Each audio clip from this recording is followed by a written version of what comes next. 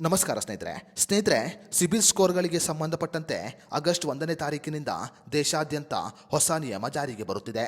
ಕಡಿಮೆ ಸಿಬಿಲ್ ಸ್ಕೋರ್ ಅನ್ನು ಹೊಂದಿರುವವರಿಗಾಗಿ ಈಗ ಭಾರತೀಯ ರಿಸರ್ವ್ ಬ್ಯಾಂಕ್ ಹೊಸ ನಿಯಮವನ್ನು ಜಾರಿಗೆ ತರಲು ಮುಂದಾಗಿದೆ. ಆಗಸ್ಟ್ 1ನೇ ತಾರೀಕಿನಿಂದ ದೇಶಾದ್ಯಂತ ಜಾರಿಗೆ ಬರುತ್ತಿರುವ ಹೊಸ ಸಿಬಿಲ್ ಸ್ಕೋರ್ ನಿಯಮದ ಪ್ರಕಾರ ಕಡಿಮೆ ಸಿಬಿಲ್ ಸ್ಕೋರ್ ಅನ್ನು ಹೊಂದಿರುವವರು ಕೂಡ ಸಾಲವನ್ನು ಪಡೆದುಕೊಳ್ಳಬಹುದು. ಹಣಕಾಸಿನ ಒಳಹರಿವುಗಳನ್ನು ಉತ್ತೇಜನ ಮಾಡುವ ಉದ್ದೇಶದಿಂದ ಭಾರತೀಯ ರಿಸರ್ವ್ ಬ್ಯಾಂಕ್ ಈಗ ಹೊಸ ನಿಯಮವನ್ನು ಜಾರಿಗೆ ತರಲು ಸಿದ್ಧತೆಯನ್ನು ಮಾಡಿಕೊಂಡಿದೆ. ಹಾಗಾದರೆ ಆಗಸ್ಟ್ 1ನೇ ತಾರೀಕಿನಿಂದ ಸಿಬಿಲ್ ಸ್ಕೋರ್ಗಳಿಗೆ ಸಂಬಂಧಪಟ್ಟಂತೆ ದೇಶಾದ್ಯಂತ ಜಾರಿಗೆ ಬರುತ್ತಿರುವ ಹೊಸ ನಿಯಮ ಏನು ಅನ್ನೋದರ ಬಗ್ಗೆ ಸಂಪೂರ್ಣ ಮಾಹಿತಿಯನ್ನು ಈ ವಿಡಿಯೋದಲ್ಲಿ ನಾವು ನಿಮಗೆ ತಿಳಿಸಿಕೊಡ್ತೀವಿ.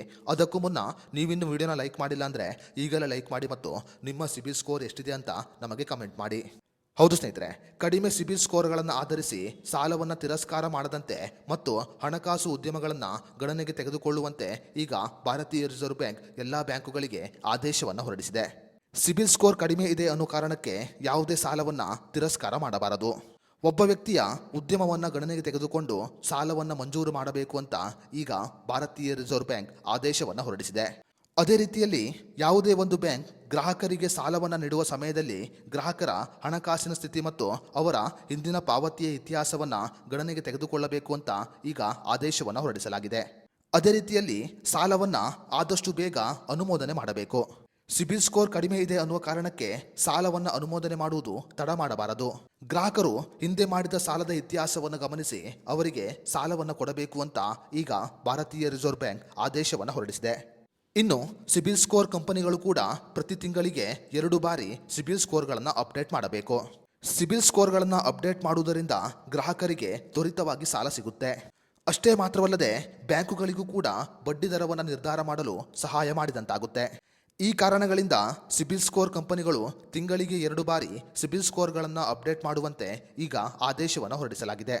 ಸ್ವಂತ ಬಿಸ್ನೆಸ್ ಮಾಡುತ್ತಿರುವವರು ಸಾಲಕ್ಕೆ ಅರ್ಜಿಯನ್ನು ಸಲ್ಲಿಸಿದರೆ ಅವರ ಸಿಬಿಲ್ ಸ್ಕೋರನ್ನು ಗಣನೆಗೆ ತೆಗೆದುಕೊಳ್ಳದೆ ಅವರ ಟ್ರಾನ್ಸಾಕ್ಷನ್ ಹಿಸ್ಟ್ರಿ ಮೇಲೆ ಕೂಡ ಸಾಲವನ್ನು ಕೊಡಬಹುದಾಗಿದೆ. ಯಾವುದೇ ಒಂದು ಬ್ಯಾಂಕ್ ಗ್ರಾಹಕರಿಗೆ ಸಾಲವನ್ನು ನೀಡುವ ಸಮಯದಲ್ಲಿ ಸಾಲದ ಬಡ್ಡಿದರ ಮತ್ತು ತಿಂಗಳ EMI ಬಗ್ಗೆ ಸರಿಯಾದ ಮಾಹಿತಿಯನ್ನು ಕೊಡಬೇಕು.